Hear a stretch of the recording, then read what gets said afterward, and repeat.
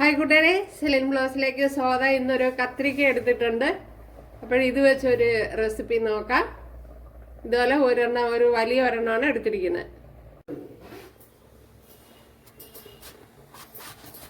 ഇതേപോലെ കട്ട് ചെയ്തെടുക്കണം.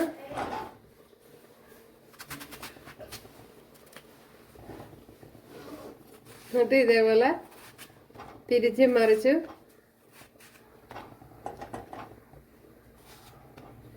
ഇതേപോലെ കട്ട് ചെയ്തെടുക്കണം.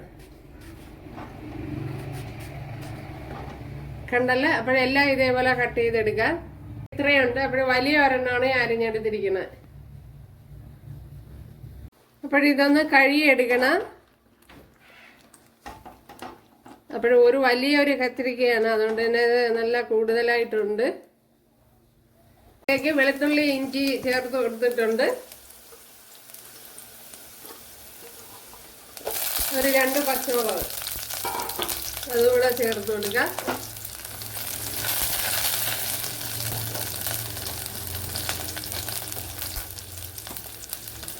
ഇനി ഇതിലേക്ക് ഒരു 1/4 ടീസ്പൂൺ ജീരകം,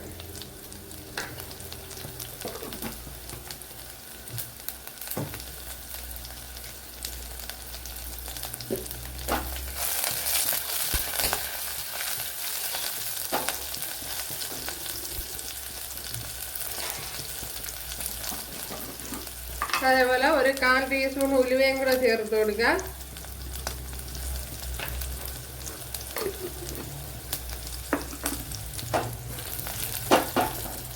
പിന്നെ ഇതിലേക്ക് നമ്മുടെ കത്തിരിക്ക ചേർത്ത് കൊടുക്കുക.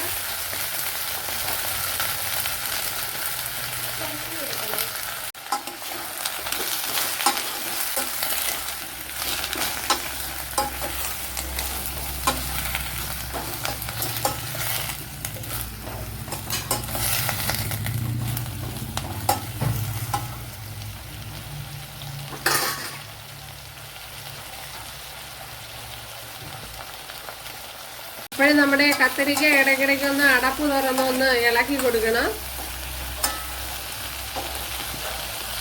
അപ്പോഴിതിലേക്ക് വലിയൊരു തക്കാളിപ്പഴം ചേർത്ത് കൊടുക്കുക. അപ്പോൾ ഞാൻ വെള്ളം ചേർക്കാതെ അടച്ചു വെച്ച് ലോ ഫ്ലെയിമിലാണ് വേവിച്ചെടുത്തത്. ഇനി തക്കാളിയും കൂടെ ഒന്ന് വഴണ്ട് വരണം. ഇതിലേക്ക് ഇനി പൊടി ഐറ്റങ്ങളൊക്കെ ചേർത്ത് കൊടുക്കണം. അതിനായിട്ട്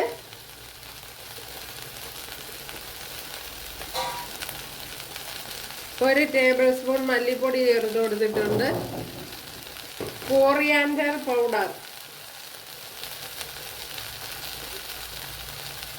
ഒരു ടേബിൾ സ്പൂൺ, എരിവില്ലാത്ത മുളക് പൊടി ചേർത്ത് കൊടുത്തിട്ടുണ്ട്. നമ്മുടെ കാശ്മീരി ചില്ലി പൗഡർ, മഞ്ഞൾപ്പൊടി, അത് കഴിഞ്ഞ് ഒരു 1/4 ടീസ്പൂൺ എരിവുള്ള മുളക് പൊടി, കുറച്ച് കായപ്പൊടി ചേർത്ത് കൊടുക്കുക. ഒരു 1/2 ടീസ്പൂൺ കായപ്പൊടി.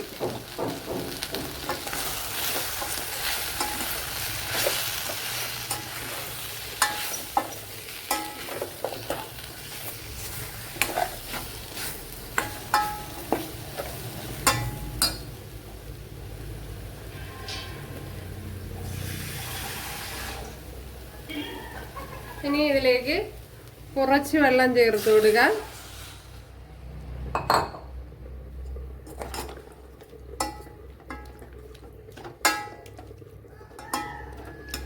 ഇനി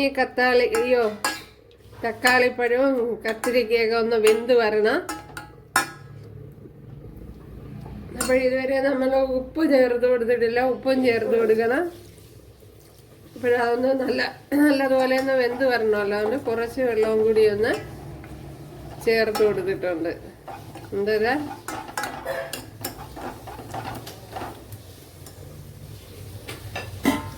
ഇനി ഇതിലേക്ക് ആവശ്യത്തിനുള്ള ഉപ്പുകൂടി ചേർത്ത് കൊടുക്കാം.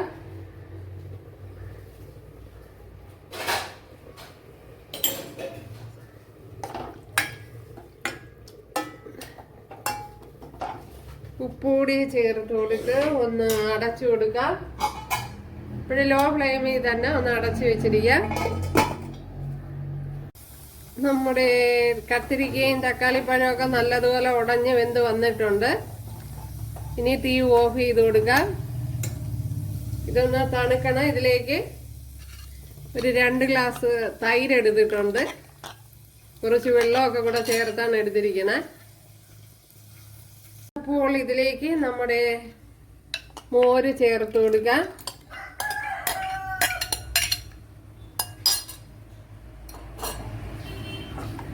ഇപ്പോൾ ഞാൻ തണുത്തതിന് ശേഷമാണ് ചേർത്ത് കൊടുത്തത്.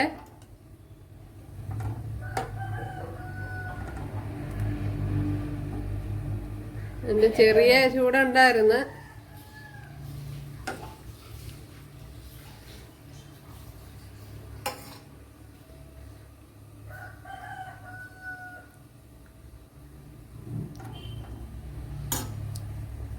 ഇനി ആവശ്യത്തിനുള്ള ഉപ്പ് ചേർത്ത് കൊടുക്കാം.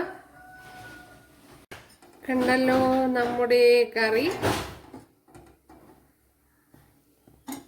ചെറിയൊരു കടുതാളി കൂടെ കൊടുക്കാം.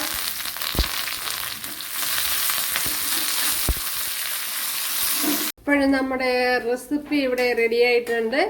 അപ്പോഴും കൂട്ടുകാരെല്ലാവരും ചെയ്ത് നോക്കുക. ഇഷ്ടമായാൽ സബ്സ്ക്രൈബ് ചെയ്ത് സപ്പോർട്ട് ചെയ്യുക. അപ്പോഴടുത്തൊരു വീഡിയോ ആയിട്ട് കാണാമെന്ന് പറഞ്ഞുകൊണ്ട് എല്ലാവർക്കും താങ്ക്സ്.